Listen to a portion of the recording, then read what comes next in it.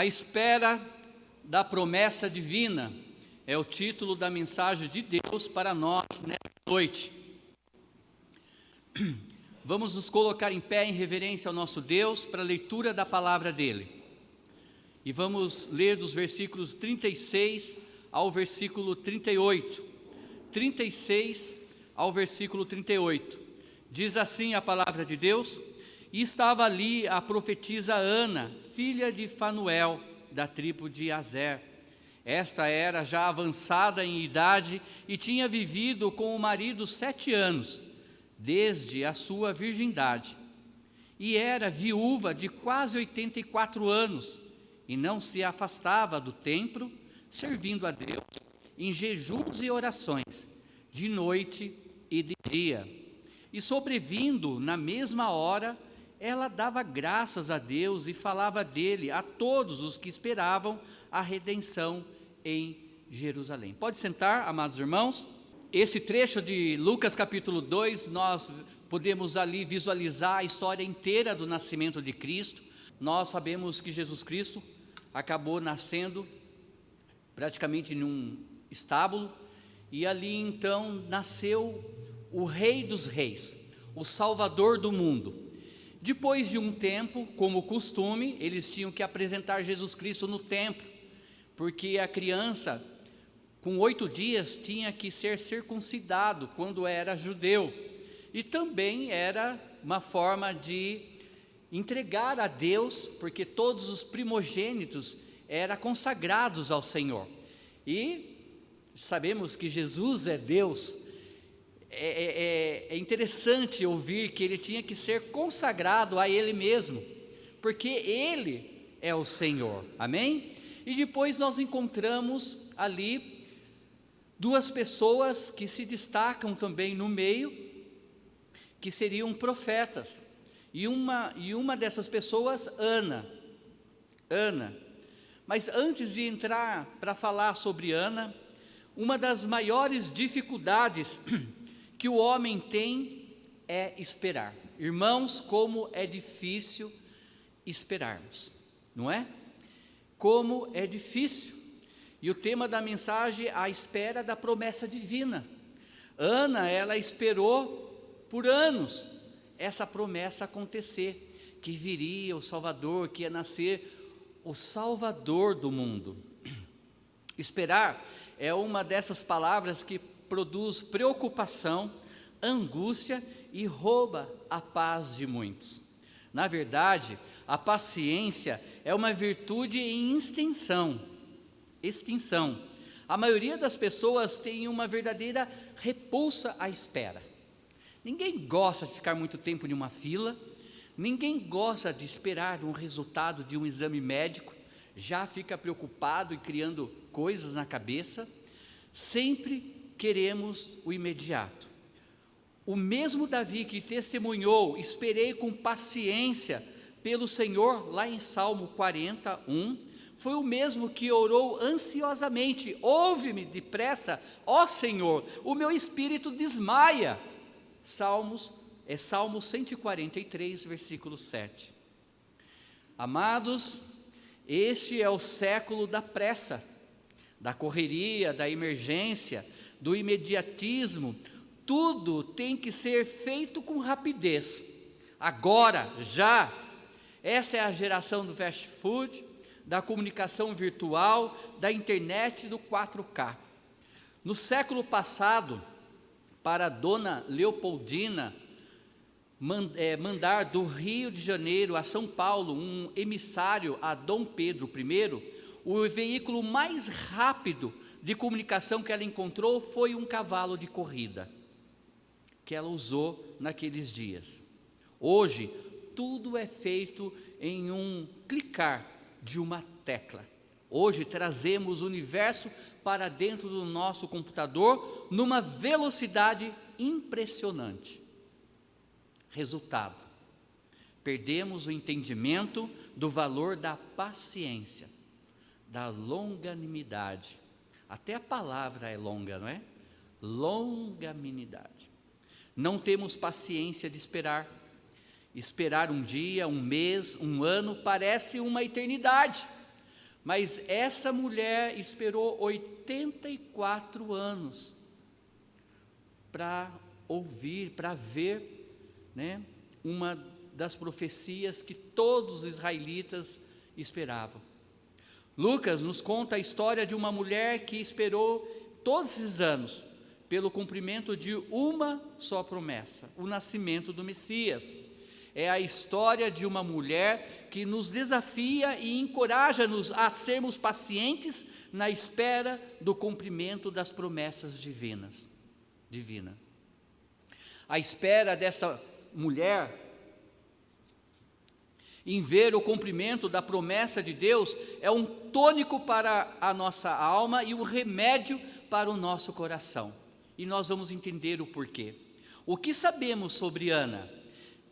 Tão curto o texto ali que fala sobre ela. O texto fornece-nos algumas informações que são dignas de destaque e motivos de nossa atenção. Primeiro, o seu nome, Ana, no hebraico significa graça. Graça. A Bíblia faz referência a apenas duas Anas. A mulher de Eucana, a mãe de Samuel, lá em 1 Samuel, capítulo 1, versículo 2, e também em 1 Samuel, capítulo 2, versículo 21. E também aqui a Ana, a profetisa. A sua filiação. O texto diz que ela era filha de Fanuel, da tribo de Azer. Azer foi o 8º filho de Jacó. Azer foi o 8º filho de Jacó. Gênesis capítulo 30, versículo 13, fala sobre isso, versículos 35 capítulo 35 e versículo 26 de Gênesis também fala sobre Azer. Depois da morte de Azer, seu nome cunhou-se a uma tribo, uma aldeia, entre a fronteira de Manassés e Efraim, de localização incerta. Na época de Jesus, a tribo de Azer era dita como uma tribo perdida, não sabiam de fato aonde que estava localizado ali. Juízes 17:7 fala sobre isso. Terceiro, Ana era profetisa, versículo 36 fala sobre isso. Durante muitos anos a voz profética estivera em silêncio. Agora aqui de repente aparece essa profetisa. Sim, nós tivemos profetas antes. João Batista foi um profeta, não é? Mas aqui nós encontramos Ana como profetisa. A Bíblia, em diferentes passagens, apresenta mulheres profetisas genuinamente vocacionadas por Deus. Miriam, irmã de Arão, Êxodo 15 e 20, Débora, a juíza de Israel, Juízes 4:4, Uda, mulher de Salum, 2 Reis 22:14, as filhas de Felipe, o evangelista, eram 4 e todas elas profetizavam, Atos capítulo 21, versículo 9. Também na igreja de Corinto havia mulheres que tinham esse dom, 1 Coríntios 11:5. Lembrando a todos que o dom de profetizar já acabou, foi usado muito no início da igreja primitiva. Hoje não temos mais pessoas profetizando, e sabemos já o porquê, porque a Bíblia está completa, amém? Ela fechou com o Apocalipse. 4, ela era uma viúva, e nos dias que ela viveu, ser viúva não era fácil. Lemos que ela vivera apenas 7 anos com o seu cônjuge, até ele morrer.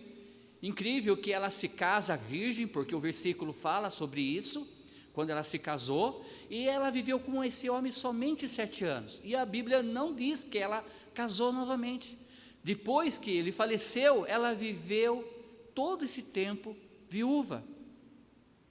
A viuvez nessa época era um sério problema. Geralmente as viúvas eram negligenciadas, ignoradas e esquecidas.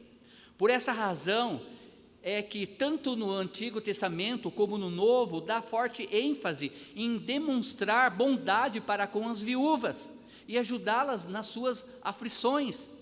Podemos ver isso em Tiago, que diz que a religião pura e imaculada consiste em visitar os órfãos e as viúvas em suas tribulações. Tiago 1, 27. Também ela era de idade avançada. Lucas diz que ela era de idade muito avançada, ou como diríamos, bem idosa. Os anos haviam se passado, agora se contabilizava 84 aniversários. Seus cabelos já estavam descoloridos e sua face marcada pelas rugas que o tempo esculpiu. Uma mulher cheia de sabedoria, cheia de conhecimento. Também ela era uma mulher piedosa. O versículo 37 diz que ela não deixava o templo, servindo a Deus dia e noite, com jejuns e orações. Após a morte do seu marido, Ana passou a dedicar-se em servir a Deus em tempo integral, com orações e jejuns. Uma mulher dedicada a Deus. Como é importante o ministério de oração na vida da igreja local, amados irmãos. E por que não também jejuar? Importantíssimo. Temos aqui em nossa igreja um culto, não desfazendo dos outros, mas um culto que voltamos apenas para a oração, o culto de quinta-feira. Um culto em que nós reunimos como igreja para orar um pelo outro. Um pelo outro. Devoção e piedade eram as marcas distintivas dessa mulher cheia de sabedoria. A expressão nunca se apartava do templo significa que ela atendia regularmente no templo. Ana não perdia um culto sequer. Seja no culto público ou privativo, lá estava então a dona Ana, sempre que as portas do templo estavam abertas. Irmãos, isso eu posso dizer que eu fico arrepiado, porque o melhor lugar que um crente pode estar é na casa do Senhor. Amém? É na casa de Deus, é reunidos como família, é diante de Deus, colocando seu coração, derramando, falando, buscando a Deus. Ah, pastor, podemos fazer da nossa casa também um lugar para Deus, com certeza, mas eu sempre vou dar ênfase, que todos nós devemos estar unânimes, firmes, na casa de Deus. Não tem para nós uma diferença de um culto para o outro, a porta está aberta, precisamos estar aqui. Lembrando que naquele período, praticamente não se fechava as portas do templo, era constante, todos os dias. E hoje muitas vezes reclamamos, ficamos cansados, e abrimos praticamente só 3 vezes durante a semana a nossa igreja. A sua atitude em relação a Jesus, olha só, lemos sobre Ana no versículo 38, que tendo chegado ali, naquele exato momento.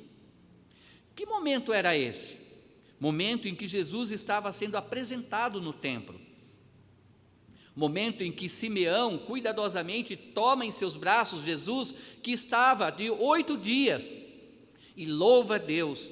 Ela está convencida de que o menino é deveras o Messias, o Salvador do mundo. Que emoção, que alegria!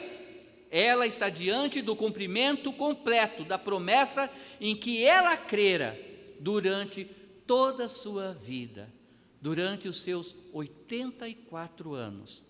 O grande sonho se tornaria realidade, a espera havia chegado ao fim. Ela estava vendo com os seus olhos o Messias, o Salvador do mundo.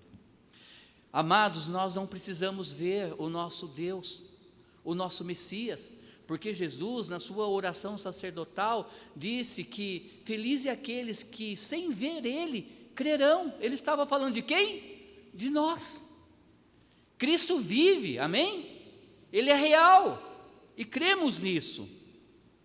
Cheia de gratidão, imediatamente expressa seu agradecimento a Deus.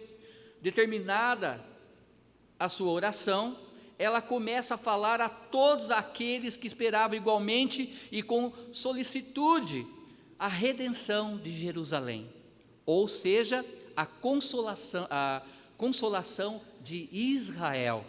Versículo 25 fala sobre isso. O que podemos aprender então com a história de Ana? Há aqui alguns princípios que devemos nos lembrar sempre. Primeiro princípio: Deus não busca heróis, Deus busca pessoas disponíveis. Versículo 37 diz que ela não deixava o templo, servindo a Deus dia e noite, com jejuns e orações. Servindo. Ali o verbo está em ação, não é? Está agindo, está fazendo, não está parado. Quem era Ana? Não era nenhuma heroína, não fazia parte da elite sacerdotal de Israel, não aparece em sua genealogia nenhum rei. Seu pai, Famuel, é um personagem desconhecido na história. A tribo a qual ela descendia era uma das tribos perdidas. Ela era viúva, pobre e já avançada em idade. Seu nome aparece uma única vez no versículo 36 e nunca mais se ouve falar de Ana. Seu nome não é citado nos livros de história, crônicas e literatura. Nunca fizeram um memorial em sua honra. Não há nenhum interesse de qualquer arqueólogo em descobrir qual é o seu sepulcro, nem aonde estão ali os seus ossos. No entanto, diz o texto bíblico que ela era uma profetisa. Ana tinha um dom, ela era profetisa do Deus de Israel, era a porta-voz do próprio Deus. Apesar de ser uma mulher sem histórias de heroísmo, Deus a escolheu. Ana foi a mulher disponível que decidiu investir os últimos anos de sua vida servindo os propósitos de Deus com o seu dom espiritual. Ana foi uma mulher disponível. Amados irmãos, como toda a igreja de Cristo precisa de pessoas disponíveis, prontas para dizer: eis-me aqui, Senhor, me usa. Não há nada melhor nesse mundo do que ser usado na obra de Deus, estar disponível para Deus, servindo a Deus. No decorrer desse mês de dezembro, não desfazendo dos demais, mas como eu vi pessoas servindo a Deus em nossa igreja, e isso me faz feliz, muito feliz. Se me faz feliz um mero mortal, quanto mais ao nosso Deus. Ser disponível ao serviço de Deus, isso é muito importante. Estamos vivendo o apogeu no mundo dos atletas nos dias de hoje. O mundo que estamos vivendo é um mundo que valoriza o rico, que valoriza o nobre, o bonito, o chique, o famoso, o hábil, que valoriza o que nasceu em berço esplêndido e que tem o sangue azul, que é uma cultura grega. Não, com os judeus era diferente. Não era assim. Não era. A beleza da cultura judaica é outra. O belo do judaísmo não é o atlético. Aliás, você não vê nenhum judeu mostrando o teu próprio corpo, como romanos, como gregos. A beleza para o judeu eram os valores que a pessoa tinha, e isso que era enfatizado. No ancião, eram os seus cabelos. Eles tinham respeito pelos mais velhos, porque sabiam o peso que eles carregavam, de muita história, sabedoria. Com isso, aprendemos que Deus não busca heróis e heroínas. Deus busca pessoas disponíveis. Amém? Pessoas que estão querendo servir a Ele. Deus tem um lugar para cada um de nós nessa linda família Vitória. Cada um que já foi salvo em Cristo Jesus tem dons espirituais. E Deus quer usar os seus dons nessa amada família. E eu estou vendo Deus usando. Mas você precisa dizer a Ele: eu estou disponível. Eu quero ser usado pelo Senhor. O processo seletivo de Deus, amados irmãos, é totalmente o contrário aos dos homens. Deus é alguém que não enxerga o mundo como o mundo enxerga as pessoas. Deus, Ele vê o coração e Ele quer usar a cada um de nós. Deus não precisa de estrelas para fazer a sua obra. Deus quer usar pessoas disponíveis. Penso que quando aparecermos diante do tribunal de Cristo, descobriremos que os grandes heróis da fé foram homens e mulheres dos quais nunca ouvimos falar. Quantas morreram servindo ao seu Deus? Conta a história que em uma das igrejas, eu acredito que batista, havia um relógio no fundo e tinha um senhor que entrou jovem naquela igreja e ele disse: o relógio é meu, nunca vai atrasar esse relógio.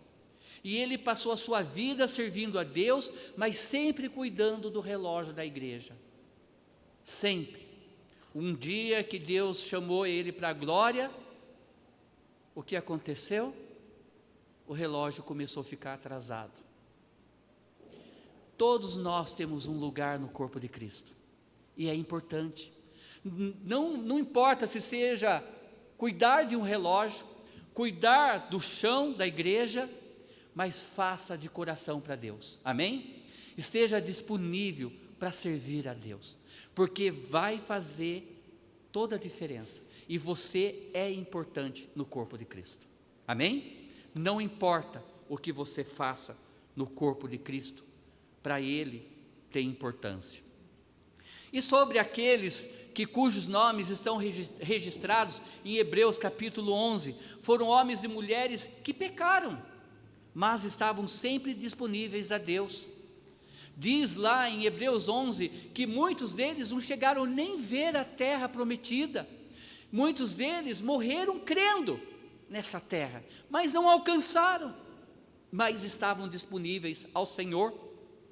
Incrível que quando olhamos Hebreus capítulo 11, muitas vezes queremos dizer: ah, pastor, mas eu não sou como Abraão, eu não sou como Moisés, eu não sou como Enoque, eu não sou como Sara. E quando eu olho para aquela galeria, eu vejo homens e mulheres como eu e você. Incrível que nessa galeria encontramos Enoque, que andou com Deus, sim, mas também encontramos Noé, que foi um homem justo e perfeito, que também andava com Deus, Gênesis 6:9. Mas logo após o dilúvio, quando ele sai, ele planta uma vinha, ele fica embriagado, bêbado e fica nu, ao ponto de acabar rogando uma praga em um dos seus filhos, uma maldição. Temos Abraão, que foi chamado de amigo de Deus, mas mentiu sobre Sara. Temos Moisés, que foi um líder exemplar, um homem muito manso, mas matou um egípcio e ficou irado, ferindo ali a pedra, a rocha. Temos Sara, Sara, que acompanhou Abraão, um dos maiores patriarcas na história dos israelitas, mas ela não acreditou naquele anjo, que anunciou que ela ficaria grávida, duvidou da promessa de Deus, que faria deles uma grande nação. Também podemos ver ali a prostituta Raabe, que se tornou disponível para ajudar o povo de Israel a conquistar aquela cidade de Jericó. Pessoas como eu e você, pecadoras, mas pessoas disponíveis para servir ao nosso Deus. A galeria da fé em Hebreus é composta de pessoas pecadoras, e não de estrelas, mas que estavam sempre disponíveis para servir a Deus. Segundo princípio, nunca é tarde para realizar grandes coisas para Deus. Você olha aqui Ana com 84 anos, fazendo o quê? Servindo a Deus no templo, estando ali, dia após dia. Qual era o grande sonho de Ana? Qual era o seu grande ideal de vida? Em que residia o alvo de suas perspectivas? Muitas vezes nós criamos planos, queremos alcançar alguns ideais, mas na labuta, na corrida da vida, olhamos para as circunstâncias e ficamos desanimados. Talvez muitos que já estão com a idade um pouco mais avançada, pensem: Senhor, eu não sirvo mais para nada. Para nada. E é diferente, nós podemos ver aqui que Ana tinha um coração em servir ao Deus, mesmo com 84 anos. O grande sonho de Ana, assim como de Simeão, era ver cumpridas as antigas profecias do nascimento do Messias. Ela viveu mais de 80 anos nessa expectativa. Ana, mesmo com 84 anos, alguma versão coloca até 85, ainda sonhava com o momento em que Deus enviaria a redenção de Israel, a libertação do pecado por meio do Salvador, a saber quem? Jesus o Senhor. Mesmo com a idade avançada, ela continua sonhando e realizando grandes projetos para Deus. Qual era o projeto de Deus para a sua vida? Mesmo com a idade avançada, o projeto de Deus na vida dessa mulher é que ela anunciasse aqueles que, como ela, esperavam pelo Salvador. Pregue a palavra, fale do Salvador. Não tem idade para isso, amados irmãos. Todos nós fomos chamados para proclamar as boas novas, falar de Cristo. E isso é algo grande diante do nosso Deus, importante. Acaso existe um projeto maior e mais nobre do que este na vida de um cristão? Falar do seu Salvador, falar do Criador, falar daquele que te livrou do inferno para lhe dar vida eterna. Aos 85 anos, Ana, em vez de pendurar as chuteiras e aposentar, entrar dentro de um pijama, puxar uma cadeira de balanço na sua área e ficar lá tricotando, não, ela continua entusiasmada com o que Deus havia prometido no passado. Ela não pensa em aposentadoria, ela tem motivos nobres, dignos, grandiosos para continuar servindo ao Deus, ao nosso Deus. Deixe-me dizer uma coisa. Talvez você acredita ou pensa que já tem feito alguma coisa para Deus e agora tem filhos, tem marido, mulher, talvez até mesmo netos. Talvez agora você esteja dizendo: estou cansado, não tenho muita coisa para servir ao nosso Deus. Eu encorajo a você a retomar aqueles sonhos que ficaram perdidos no meio do caminho, de servir ao Senhor.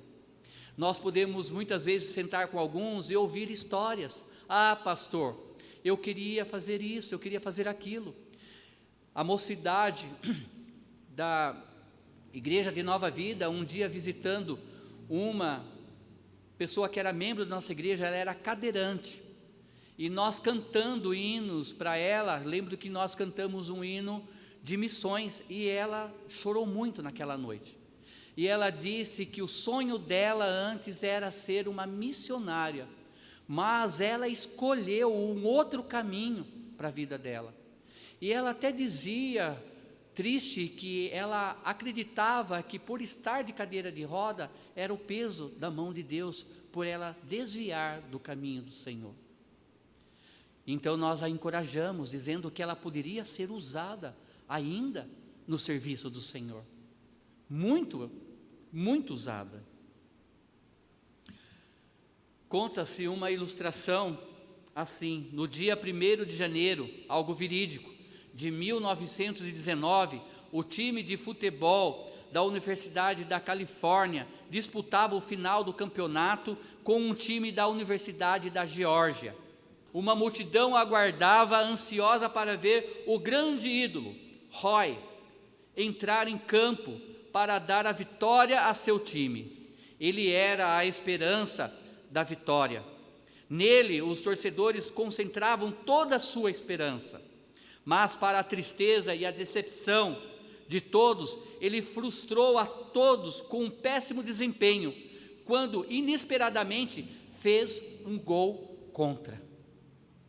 Um gol contra. Roy saiu do campo, vaiado, envergonhado, com a estima do fracasso.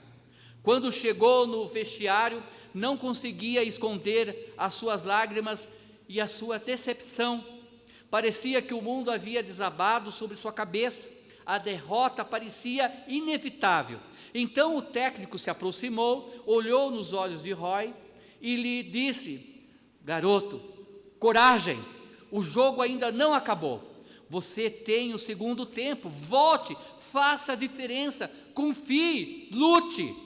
E os dois pararam um tempo e oraram a Deus, pedindo a direção de Deus. Roy levantou a cabeça, voltou ao campo e jogou como nunca antes havia jogado. Em toda a sua vida, ele conseguiu virar o placar e conseguiu uma vitória inesquecível. Ele deixou o campo não sobre vaias, mas agora sobre aplausos da delirante multidão. Saiu do campo não como um perdedor, mas como um herói vencedor. Irmãos, o jogo não acabou. Coragem, continue, levante a cabeça, fique firme. Por mais que a gente olhe no retrovisor da vida e veja 2020 como um ano temeroso, terrível para muitos, mas quantas bênçãos Deus nos deu durante esse ano, como igreja. Amém? Levante a cabeça, o jogo ainda não acabou. Somos peregrinos nessa terra e ainda estamos trabalhando, lutando. Volte ao campo, lute e vença. Ainda não é tarde para realizar grandes coisas ao nosso Deus. Amém? Ainda há tempo de sermos servos fiéis a Ele e fazer muito para o nosso Deus. Terceiro e último princípio. Ana olhava o que estava adiante, ela foi então perseverante. Versículos 37, parte B, versículo 38, diz que Ana nunca deixava o templo. Adorava a Deus jejuando e orando dia e noite. Nunca, jamais.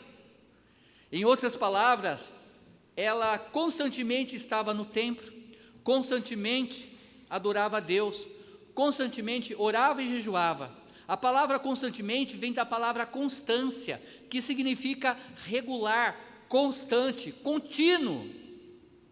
E isso nos ensina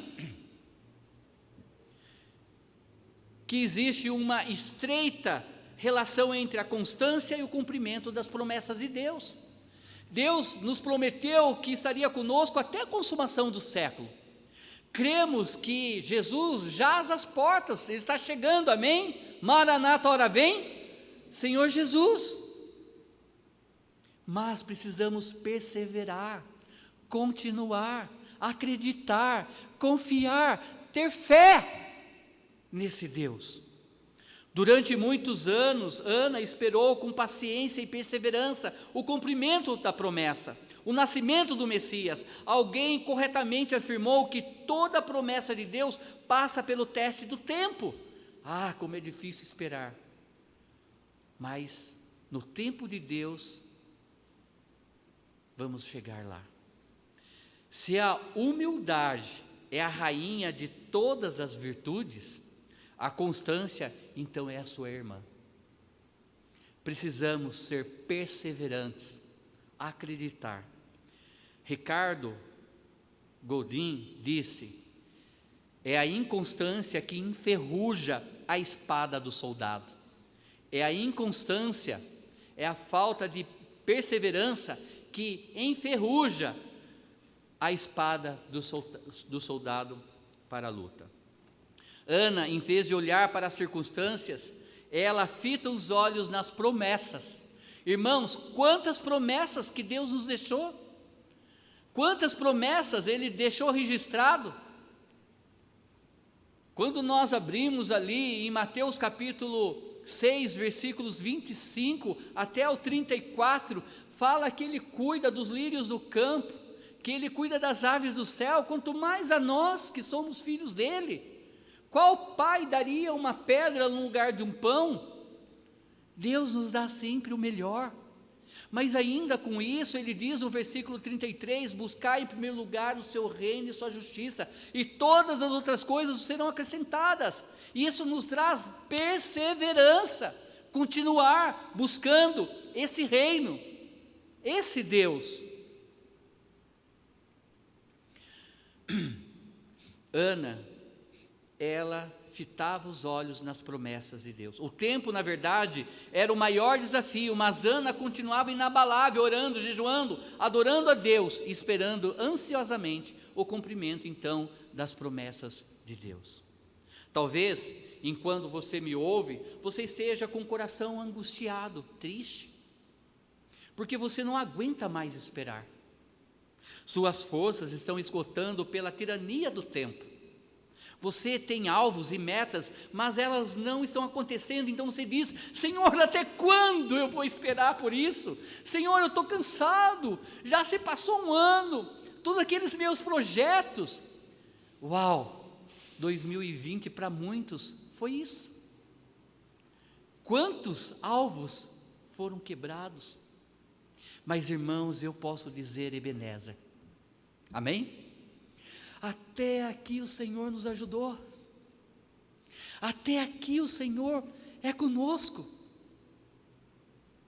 No tempo dEle, temos que aprender a esperar, mas perseverar, amém? Perseverar. A promessa do cuidado de Deus parece que foram envelhecidas pelo tempo, alguns pensam assim. Lembre-se, enquanto Deus for Deus, como sempre será e Ele é, nenhuma de suas promessas cairão em terra, amém? Porque Ele é fiel em todas elas.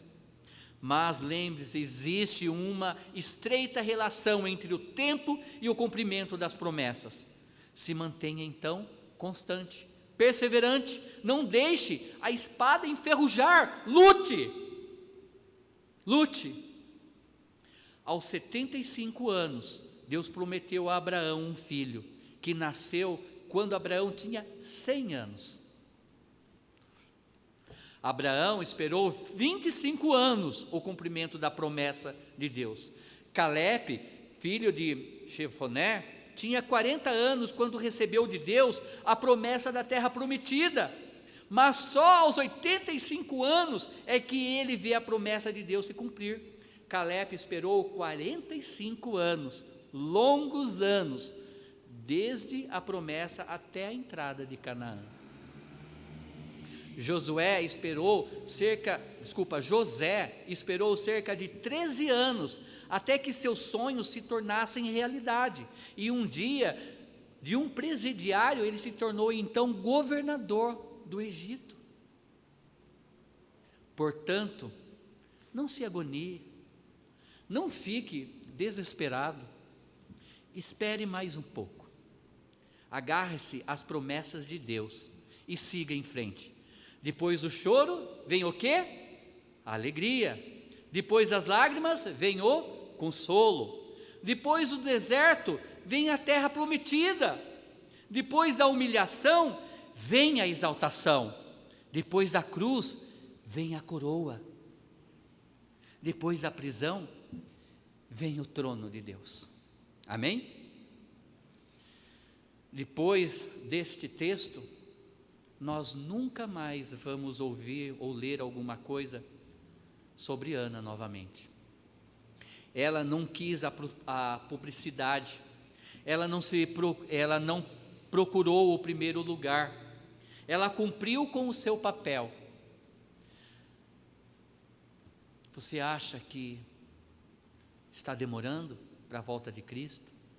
Ou para que os seus projetos sejam realizados? Espere em Deus, confia nele, e mais Ele o fará. Salmos 37, versículo 5. Ana foi disposta, ela foi dedicada, ela foi perseverante. Nós também podemos ser. Amém?